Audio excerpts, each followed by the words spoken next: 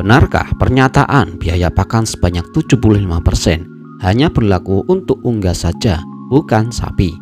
Jawabannya adalah iya, benar.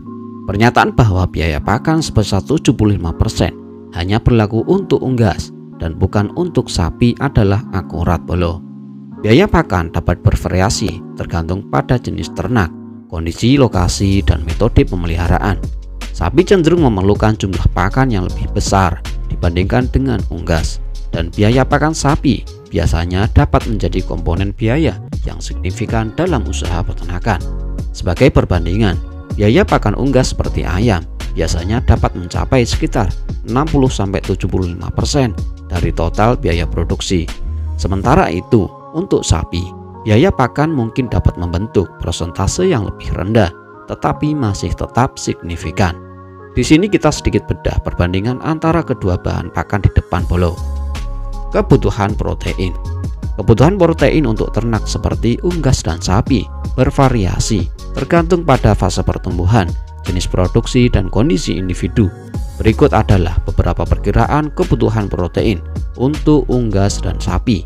Pada unggas, nomor 1, ayam broiler.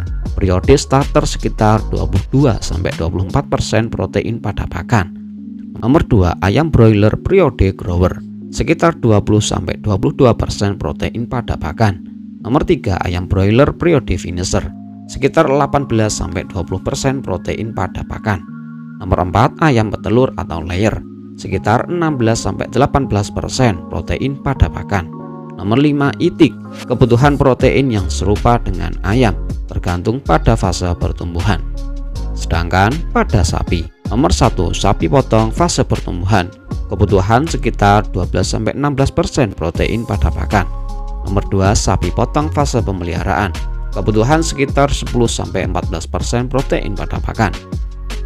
Nomor 3, sapi laktasi atau menyusui, kebutuhan sekitar 14-18% protein pada pakan.